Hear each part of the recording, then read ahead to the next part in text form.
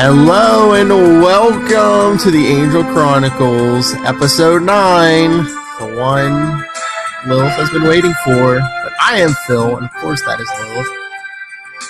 Hello! How are you? We're here to help the helpless. Maybe send you away on a nice, all-expenses paid cruise, although it won't be on Carnival. In the cargo hold or whatever. Fleeing Nazis. I mean, who ever heard of Nazis these days? I know, it's very apropos. Mm-hmm. What's old is new again, apparently, unfortunately. Okay, now that the music's done, I can do this, maybe be somewhat of a key. And a hero comes along.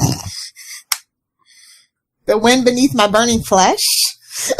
But it's like rewatching this episode, you can kind of... It is all the telltale signs of somebody getting ready to die. You could see the foreshadowing, especially when they're filming. Oh, yeah. Am I done and yet? I agree. He does have a weasel vibe. I'm just saying.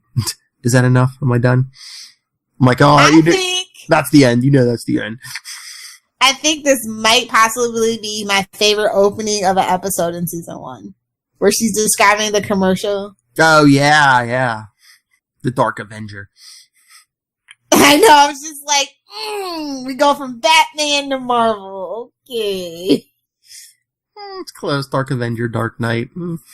I guess they didn't want to be too on the nose. I just love what you describe yourself. Oh, won't anyone help me?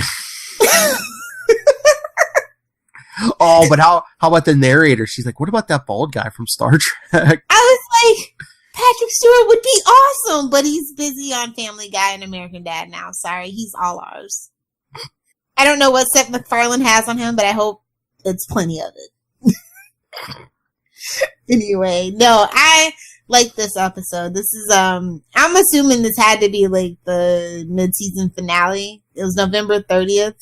And it was episode 9, so maybe, yeah.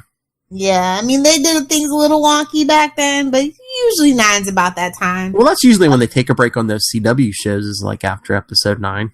Yeah. So it was written by Tim Minear and Howard Gordon, and it was directed by Tucker Gates. We see Tucker Gates a lot. He'll be back. Don't you worry. I was going to say, I thought we were going to psych everyone out and be like, psych! This has really been a Doyle podcast. We're done. Oh, that would be too bad we didn't start like where it could be April 1st when this hits. Yeah. But I mean, I remember watching this the first time, that ending, I was like, I really wasn't online or anything, so I didn't get any of the news or anything. I was just like, wait a minute. I'm like, they couldn't have killed a main character after 9 episodes. Watch, we'll be back in like an episode or 2. And I thought that too, because we had just had Angel go back to the powers that be to rewind time, and we'll see that again in the next episode.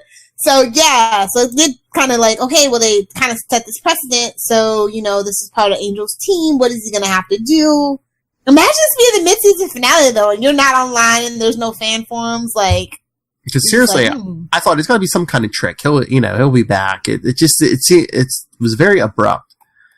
Yeah. And that's just kind of odd for a Buffyverse show just in general. Usually if we're going to get rid of somebody, we're going to get rid of somebody in the pilot a la Buffy. The guy's name was in the credits and he didn't make it to the end of that episode, the pilot episode. And maybe it was a redirect, or maybe it was just fitting it in before his death. But like that at the bachelor party episode 2 episodes back, it's like, oh, you fleshed out this character, and now, oh, gone. Yeah, that's why I say it definitely probably had to always be a part of the plan. I think maybe the actor that plays Wesley just wasn't available. I can't remember exactly when him and Allison Hannigan went over to Europe to do a movie together. It might have been around that time where they fell in love and all that stuff. So I remember it was so I think that's what it might have been actually. And plus you want to set up Cordy getting the visions. Yes. I know that they always wanted to make her pretty much a superhero on Angel, so... Oh yeah, she shared that last magical kiss with Doyle, the gift that keeps on giving, almost like herpes. Yeah. So no, this is one of those episodes that I love where they send in a character off. Like, it's very Mm-hmm. And the thing about it is that he doesn't come back. Like in Supernatural, one of my favorite episodes is at Death's Door where Bobby Singer dies. It's beautiful. It's perfect. And then like 2 episodes later, they bring him back as a ghost. And now he's like in heaven. And so I can't really cherish on Death's Door the way that I used to. This episode I can cherish because he actually never came back. Mm-hmm. He does get brought up a couple of times. And we do see like the video and the kiss and like previews in a couple of episodes as well. So, but that's about it. Like, he never actually comes back. No, we see the video, and I remember season 5. Yeah. The last Cordy episode, yeah. And then there's another one before that, too. But yeah. It's like birthday or something like that, I think. It's in my trivia notes. We'll get there. But, yeah, it just seems like after this episode, Wesley comes in and we kind of, like, set the direction and the course because those first couple episodes, like, we haven't had any Wolfram and Hart in a while. We haven't had any Kate in a while. Yeah. We know how sporadic. I'm totally fine with that. Yeah, well, we know how sporadic Kate appearances are, but yeah. Yeah, we were kind of spinning our, it's weird that the crossover comes before this, because, like, we really literally are spinning our wheels on this whole Doyle thing after the bachelor party. Mm-hmm. Well, I mean, is that like a Formula 2? Because, I mean, we kind of got 2 crossovers, but the big one with Buffy was episode 8, and that's a lot of times it's usually when those CW shows once again do their crossovers is like episode 8 a lot. Buffy did it first. Angel did it first. Yeah, I mean, it's a lot. It has a lot to do with production time, I believe. So, yeah, squeeze it in get everybody at the beginning of the season so that you can. Yeah. So yeah, I don't know, but like I said, I love the way this episode opens. He actually tells them what happened with Buffy, and that I don't know, like rewatching that, it was just kind of like wah wah. And they're just like, oh. And of course, Cordy finds out his secret a couple minutes before he dies. She's just like, why slaps him? Why do you think I would care? You're half demon. It's like, I don't know. Just ask me out to dinner already, as long as you're paying, is what they forgot to add. Oh, I work for a vampire. Wow. Exactly. But she would have cared earlier in the season. Let's not. Yeah. Before the bachelor party episode, yeah, she would have cared. So, like, the Scourge, like, really, they couldn't think of a better name than the Scourge. Or I guess they didn't want to say Nazi or Hydra. They didn't want them hailing Hydra. Okay. Hail Hellmouth. So it's just really weird. It's like, okay, they let Angel join like very nonchalantly, and it's like he's a half vampire. That's like, Yeah, he's a half breed. He has human blood. He's a half breed. Yeah. Unless they were just using him for cannon fodder, maybe. Yeah, true. Because they used the other guy for cannon fodder as well. Mm-hmm. But it was just kind of weird. We finally get the rest of Doyle's backstory about, he's like, well, I was raised human. Mm-hmm. So I'm better than you and I ain't helping you. He was all gritty back then because he was smoking and... Well, he's Irish. Smoking and drinking go hand in hand. Just saying. I didn't know you were Irish. You're like, I don't smoke. Yeah, I don't. It's a bad, filthy habit. It's not healthy for you. Vaping isn't healthy either, kids. Stop it. PSA. But drinking all day. Fun fact, millennials are, we're dying of cirrhosis of the liver because we don't smoke. We drink. That's what we do. Good Lord. But that demon kid was getting on my nerves. It's like, you're not the chosen one. You're not the chosen one. I was just waiting for someone to slap him and say, like Angel or Doyle to slap him and be like, okay, you don't have to believe in a chosen one, but like, we're here to help you. I'm trying to help you. I know. Yeah. Okay, we're not the chosen one, but is anyone else helping you? I don't think so. This episode was just kind of tonally off just because the Scourge is so like Nazi-like. And it just kind of comes out of nowhere that, now Angel has to fight the apocalypse. You know what I mean? Mm-hmm. Doyle even says it, and Angel just is so gung-ho about it. Mm-hmm. Oh, we even got the scene in this episode with Angel telling Doyle about him turning back time last episode. Yeah, and this inspires Doyle. Mm-hmm. So you'll never know until you're tested. I don't know. This is the most convenient plot point. Is convenient of it all, though. It's just a very schmaltzy. Like I said, I like it, but in retrospect, like you can see the whole framework. Everything's just turning according to plan here. I mean, unless... I don't think they're that specific, but I was going to say, unless you got something in that last vision where it's like, you know what, you're going to... the powers that be need Angel, the world needs Angel, you're going to have to, like, take the hit on this one. Well, I think he truly felt bad for his past, and... I mean, we know that there are heaven-like dimensions in the Buffyverse because of Buffy. Mm-hmm. And the powers that be, obviously, and champions do get rewarded. So, I think that had a factor in it, too. Yeah, but I think it was just him redeeming, you know, because while they showed back in the day, he turned his back on that demon. It's him. Yeah. Redeeming all his past mistakes. I really enjoyed the scenes with him and Courtney in the beginning. I liked Courtney, although I found her quippiness to be kind of like under the circumstances. Mm-hmm. We don't have time for you to be all mopey. We need to get paid. I know, when he had the vision, do they look like they could pay? And I'm just like, oh my God, Cordelia. Our rats are low. It says rats. Well, she was a cheerleader, and she's not in college. She didn't go to Sunnydale High with the rest of them. Even Xander got into Sunnydale. I'm just university. I'm just saying. Wait, no, he didn't. Did he? No, he was a construction worker. Scratch that. Anya got into college. Anyway, what else? This episode did drag while I was watching it. I kind of noticed, like, the Doyle parts where he's with the flashback part. I was just like, oh yeah, I mean, we had to give him a little more, seeing as how the episode ended. Yeah, exactly. It's just like, and you had to like build up at least a little bit, at least quickly, you know, the reason for him sacrificing himself too. Yeah, I get it. It's just like flashbacks in the Buffyverse just kind of suck. Unless they have Darla and Drew in it. But hey, and I know he's not your favorite, but hey, you don't have to deal with him anymore. I know. It's like the best upside of the episode. 9 episodes, he's gone. And my favorite person in the second favorite person in the Buffyverse comes in. Fred's my first. We'll get there. Say, who's Fred? We'll get there. Oh, what else can I bring up? I don't know, like, I just don't like the Scourge. I'm sorry. Just anything that's like an allusion to Nazis, I'm just like, it's always kind of tired and trite no matter how you do it. Yeah, but I guess it was the easiest way to get, like, a visceral reaction. Yeah, and it's like, what's the first thing you think of when someone who is going to kill people who aren't of their kind, you know, Nazis? Yeah. And, you know, then if you do, like, an original group, you kind of have to explain their motivations. If you make them, like, quote-unquote Nazis, people are like, okay, Yeah. Yeah.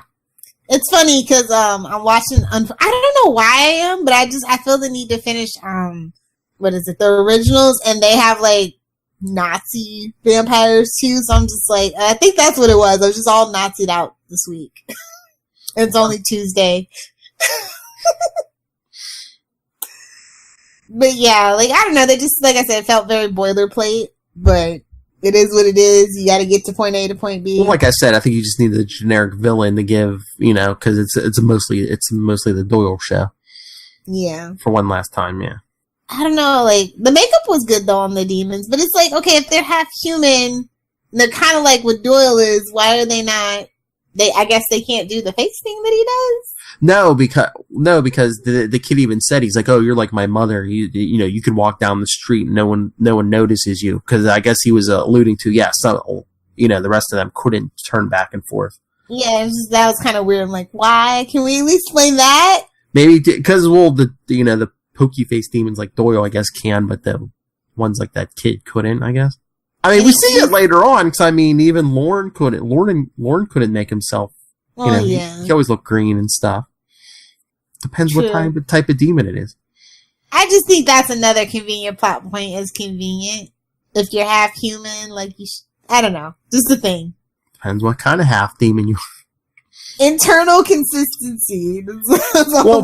Well, plus you needed that plot point too, so like Doyle could help Angel and go out during the day, and no one would discover his secret too, and no one would notice him. Yeah. I don't know. The victims were annoying, so that's never good when the victims are annoying. At least that kid was. Ugh. I know everybody's just like so ho hum, and I'm just like, am I watching like The Pianist? Am I watching like, Schindler's List here? Is that what you guys are going for? But what about Angel threatening the captain? What was his debt again? Did we ever find out what that debt was? I don't think.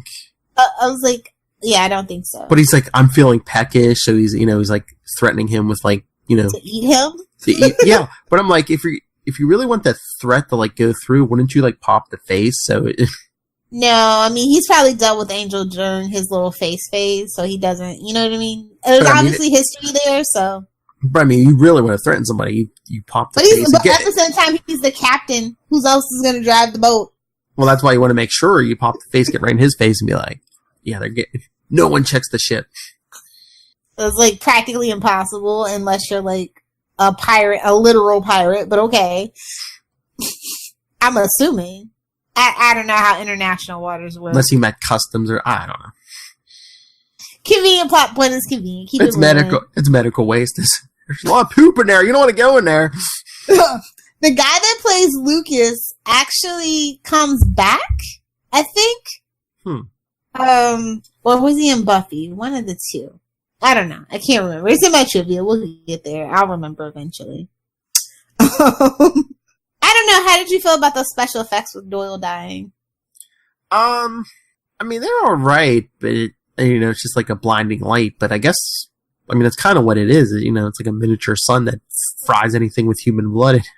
But not humans? Like, I was just so confused. Well, that's what I was thinking. Would it have fried Cordy too? Probably. They said anything with human blood, so it's just like... it probably would have, but, I think Doyle... maybe that's another reason, too, why Doyle did it, to save Cordy. Yes. Ulterior motives. Because he's a weasel. Well, if he survived. I agree. And if he survived, too, think how good he would have looked in Cordy's eyes. That Doyle always thinking. But of course he couldn't unplug it until that last moment where he gets fried. Of course. It's so big and strong. Wait, that sounded more naughty. Now that I'm saying it. So true. When he gripped it was so big and strong. Let's see what else. I love how sarcastic that dude was, like, my hero. Mm-hmm. It's like, dude, come on. Like, this, like, I would just like, you know what? I'm just gonna leave you all here. Angel is better than me, because I would have left him there. Yeah. My Lex Luthor would have came out and said, you know what? I'm gonna ship you off and traffic you. There we go. Lilith was just left you there. I just show up and look pretty and spout big words and then I'm done. Pretty much. I can't really come up with big words under the influence, so. Painkillers. Yeah. Sure. Painkillers. Yeah, I wish. I wish. At Little Hellfire, y'all. If you don't be shipping that over the border. I love, the very ending, not the very ending, but yeah, I like the ending too, but I love how he goes, too bad we'll never know if this is a face you could learn to love. Mm-hmm. And I was just like, I never loved it to begin with, so yeah, bye. But you knew that video was going to be the last thing. You knew it. Yeah. Especially when he's like, is that it? Or am I done? Yeah. But, fun fact, the video at the end is not the same video from the beginning. It's got different pauses and starts. Yeah, well, do you think maybe they did a couple takes? Yeah, but I'm just saying it's not the same exact one as the beginning. And this final video is the one they end up using in the next time you see it too. So, just a little fun fact. You know how I do. Mm-hmm. Ding dong, Doyle is gone. That's all that I can say. I'm sorry if you're a Doyle fan. I'm sorry if I was hard on him. Doyle never resonated with me. So. I don't know. I think part of it is he really didn't have a chance to either. I love Felicity Smoke in season 1 in 30 seconds or less. Is all that I'm saying. You just saw those legs in that skirt and you're just like... No, I was like, well, it's Felicity Smoke. We got Rodney Raymond somewhere in the universe. I know we do. It's gonna happen. It's a stepmom. Yeah. I know. Trust me, I know.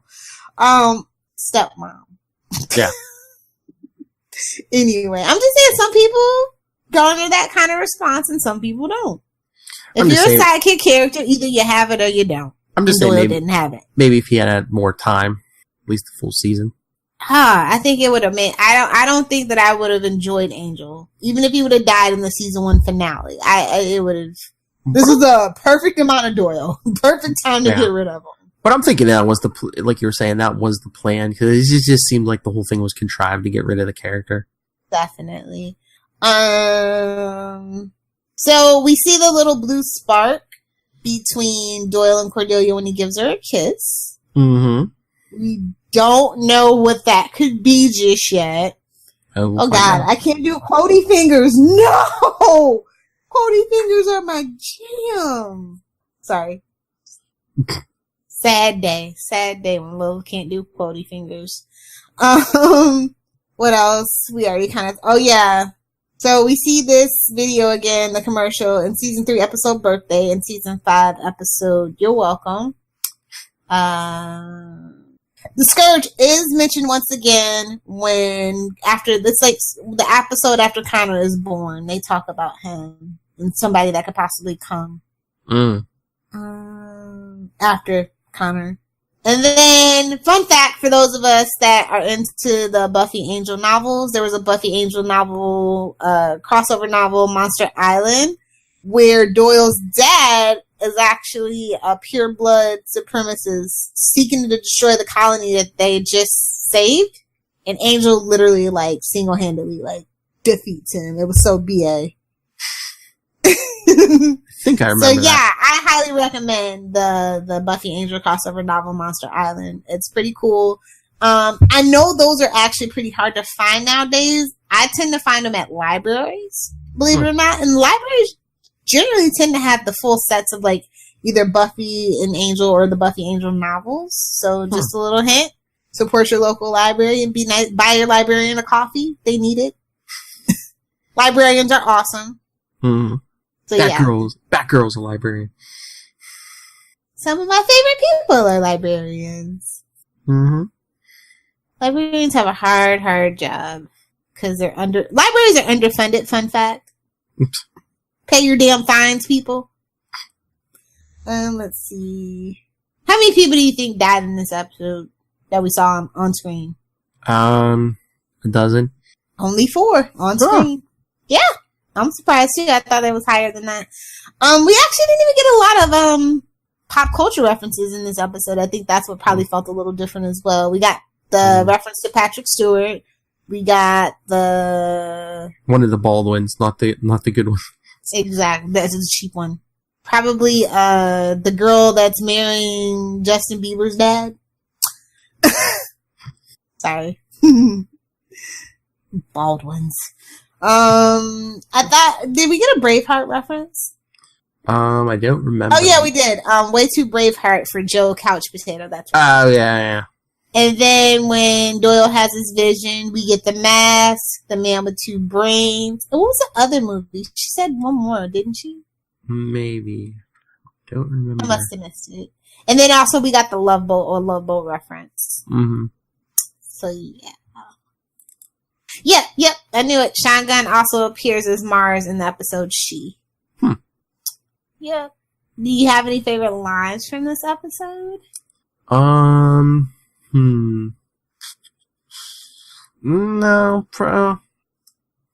You know my favorite. What? Would it kill him to put on some tights and a cape and garner us a little free publicity? Yes. And Bill's like, I don't see Angel putting on tights. Oh, now I do, and it's really disturbing. It's not like a favorite line, but I think they said Dark Avenger at least 3 or 4 times. They did.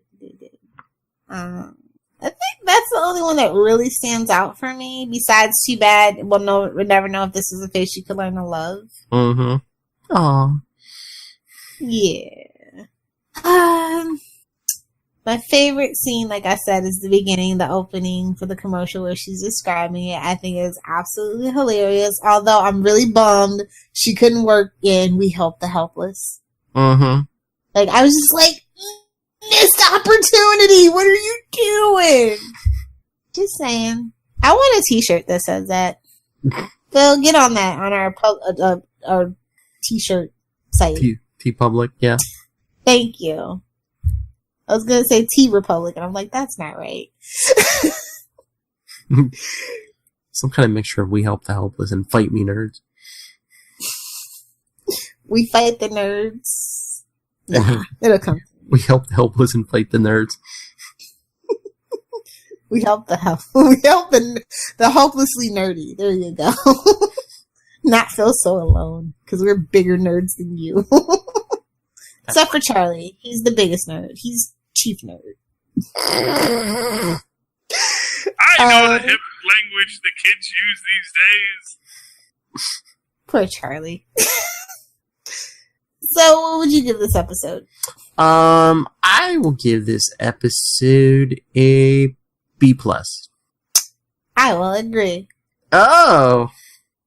It was a good story, even though, it was kind of contrived because we had to get rid of the character, but I liked it. It had the feels, had Nazis.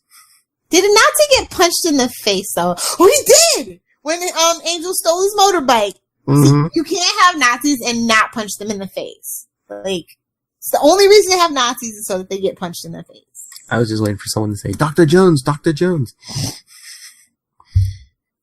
Angel is kind of like Indiana Jones. Oh, no. Okay. No one made that reference. So, yeah. If you guys are watching along, let me know if I'm wrong for saying Ding Dong Doyle is gone, or if you're happy just like me, because Wesley's about to come, y'all. Wesley Wyndham. Oh, okay. Y'all get the spiel for next episode. Spoilers. Alexis Densoff, what's up? You can bring Allison Hannigan, too. And all your kids. They got like 5 of them. Oh, Mark Harmon can get it. Allison Hannigan can get it. Anyway. Redhead, hello. Wow. Although I think it started with one with Flintstone. Now that I think about it, it just keeps going back further and further. So let's get out of here. All right. The pills are kicking in. All right. So if you're Ronald McDonald and want to give it the Lilith Hellfire, you can all. He's a clown. You know I don't like clowns. Email us capesandlunatics@gmail.com. Follow us on Facebook, Angel Chronicles, @Angel TV Podcast on Twitter, or the voicemail 614-382-2737. That's 614-38-CAPES. And Lilith, if people want to join you in punching Nazis in the face, where can they get a hold of you? If you want to punch Nazis in the face and celebrate Doyle's demise, @Lilith Hellfire. For something a little more upbeat, like Superman and swearing in Smallville, @Save Me Podcast, Twitter, Facebook, Pinterest, and Instagram. And also, please be sure to check out SomebodySaveMe.net. All right. So look, creators get a hold of you. NightwingPDP@gmail.com, or on Twitter, I am @NightwingPDP. David Boreanaz, Alex Hannigan, Dennis Lexon, anybody, get a hold of him. Charisma Carpenter. Amy Acker, I'm surprised you say that every week. Amy Acker. She's all high. There's too many gifted questions to ask. But remember, come back next time. We help the helpless. And hey, the show is free because, once again, our rats are low. Real low.